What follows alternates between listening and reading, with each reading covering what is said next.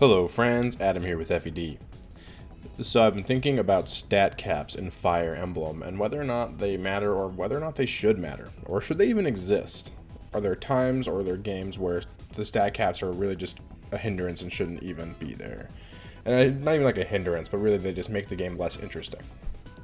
And I want to talk about that today, because I think there are some cases where they should have just gotten rid of them, and I'll talk about those.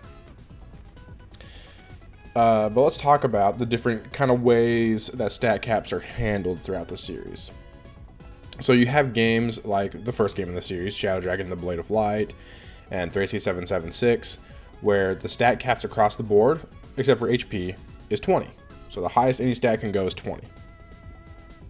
And then you have games like Genealogy: The Holy War, or the GBA games, or Path of Radiance and Radiant Dawn, where your stat caps are class dependent. So if you are, for instance, in Radiant Dawn, if you are a True Blade or a Swordmaster, that's the higher class of Swordmaster. If you're a True Blade, your stat caps, like your speed will always be, the stat cap is 40 for all the True Blades in the game. Your stat cap for skill, I think, is 40. For strength is something like 25 or 26 or something like that. So that no matter what, it's the same. Sometimes there's some gender variance on that as well. I believe that like female Silver Knights in Radiant Dawn give one more speed than the male version, which I think is funny, but hey, it's a thing, and that's how they handle stat caps there.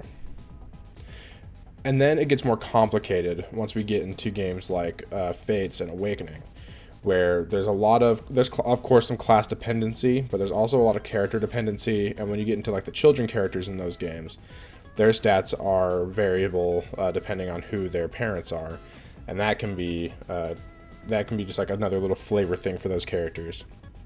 In Three Houses, I'm pretty sure Three Houses is entirely character dependent. There might be some change here or there depending on your class, like just some variance, but overall, I'm pretty sure it is completely character dependent. So that's another way to go about it, I guess. So which game does it the best? Like, what is my favorite way to handle stats? And, this is just my personal opinion, but I really enjoy Thracia 776's low stats, but it's because it's coupled with a bunch of other things that make units unique. When you look at a game like Awakening or Fates, stats are a little more important to making a character feel different than other characters. Because they don't, yes, they have a lot of skills, there's personal skills and stuff like that, but those don't feel like enough to me in the same way that like FCM, follow critical modifier, and your like movement stars, leadership stars, and stuff that you see in Thracia do. But so the higher stats are like a good thing there, and like varying stats. But in Thracia, that's my favorite way to do it. I prefer units to not have to rely on their stats to feel different, unique. I prefer the lower stat caps so that every unit can be usable regardless of how good they are, statistically speaking. Because, I mean, you're not, you can cap pretty much every stat with every character if you want to, if you work hard enough at it, right? But it's not necessary, and I think that's a good thing personally.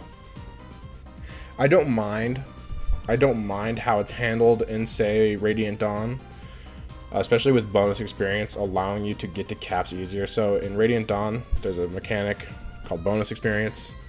So if you beat a map meeting certain conditions, or you beat it in a certain amount of time, you get what's called bonus experience that you can use between maps to give units level ups. But those level ups aren't normal level ups. They get 3 stats up no matter what every time in a bonus experience level up. But it also, so the way it works is like, say you have like Har, whose highest growths, this is off the top of my head, I don't know if this is true. His highest growths are HP, strength, and defense. If he has any of that's basically always what he's going to get with the bonus experience level up. But if he has HP and strength capped, then that leaves room for him to get like defense and then get speed and skill or something. And that is a really interesting way of handling being able to like hit those stat caps. And I think that's a really cool thing. And stat caps in Radiant Dawn are one of the few games where it really matters and it really makes characters unique in the end game. And I think that's pretty cool.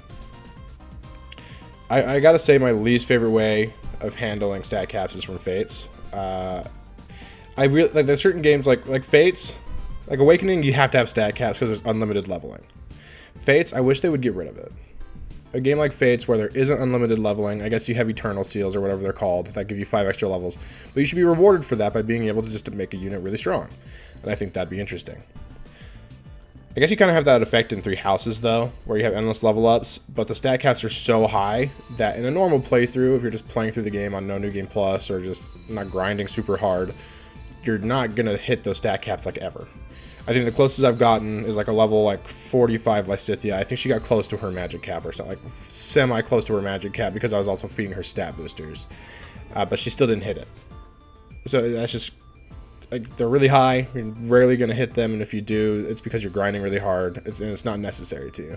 And I think that's one way you could go about it, just allow you to keep growing, because that's what Fire Emblem is all about, right? It's about building an army that is really interesting to you and really unique to you. So why, stifle that, I guess. So I think that's a kind of a, with like 3 Houses design, I think that would have been cool to just not have stat caps, or just make everyone's stat caps 99 and everything or something, so it doesn't like get too crazy. But 99 at everything would be crazy, I guess, so.